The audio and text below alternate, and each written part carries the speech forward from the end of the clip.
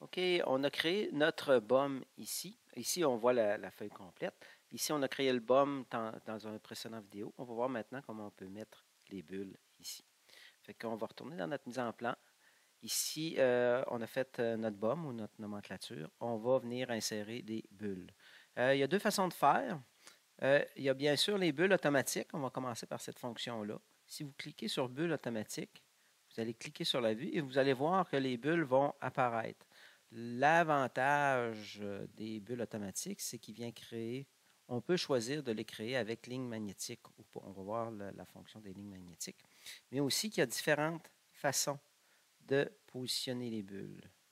Il faut faire bien attention à ne pas prendre n'importe quel pour ensuite venir les modifier.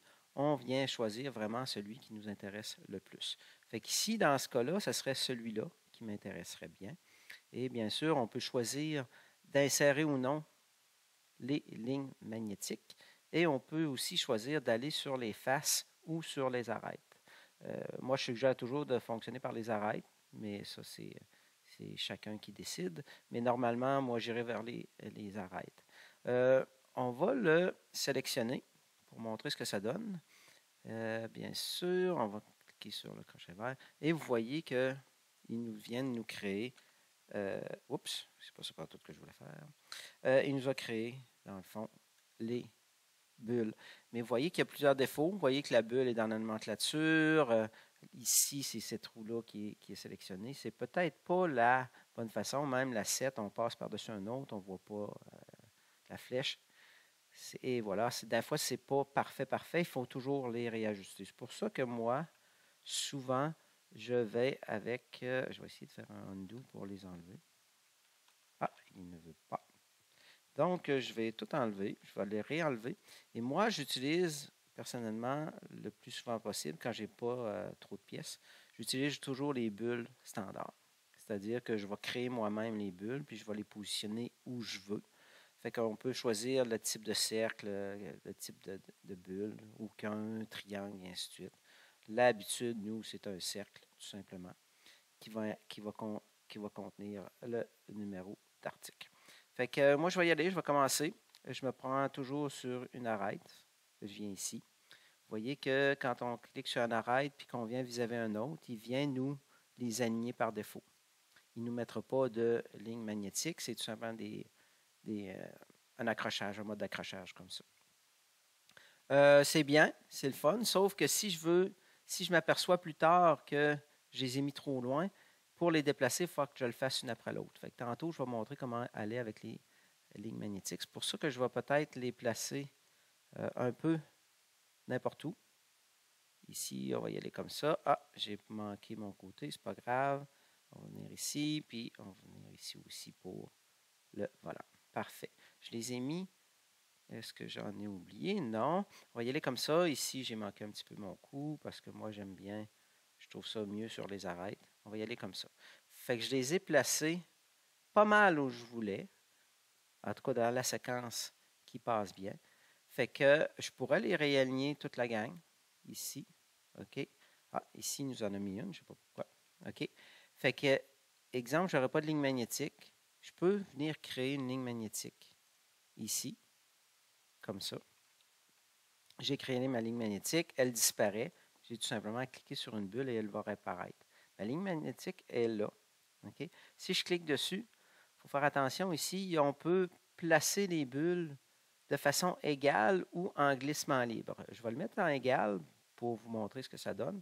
Et ensuite, je vais le modifier pour glissement libre pour pouvoir les modifier à mon goût. Fait que là, ce qu'il va faire, dès que je vais me rapprocher des bulles, il va faire les accrocher. Et vous voyez qu'il met une distance égale. J'en rajoute une ici, deux là, et voilà, comme ça.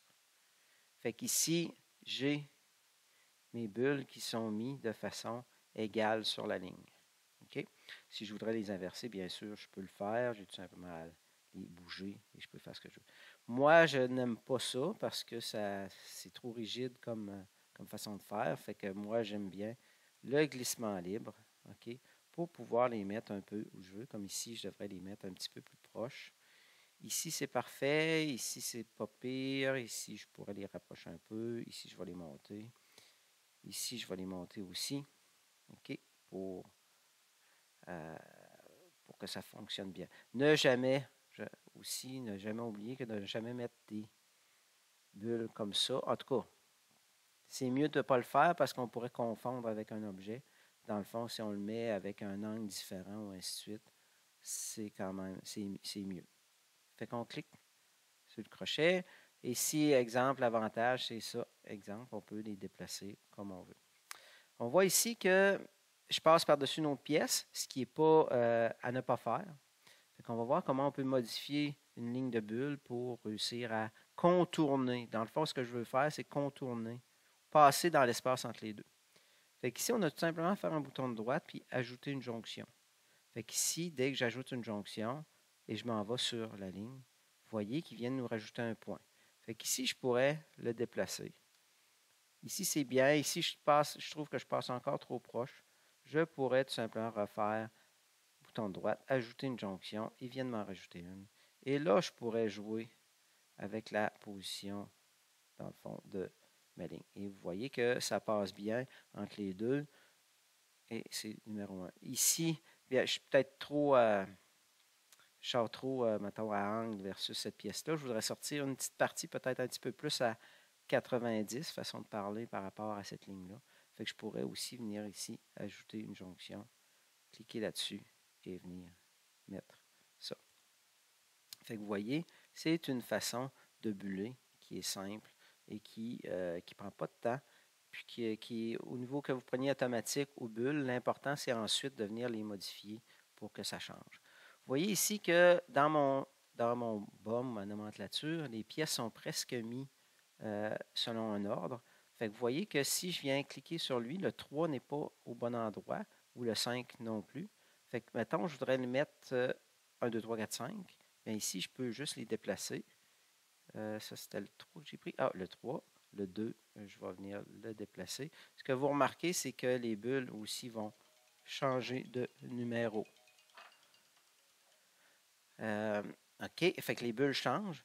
Une autre façon de faire aussi, exemple, la pièce 1 qui est, mettons le volant, je voudrais devenir 1, étant donné que si je voudrais aller vers 1, 2, 3, 4, 5, je pourrais cliquer sur la bulle, aller sur le numéro, lui dire que c'est le 1, et il va changer le 1, et vous voyez que le volant est montré en haut.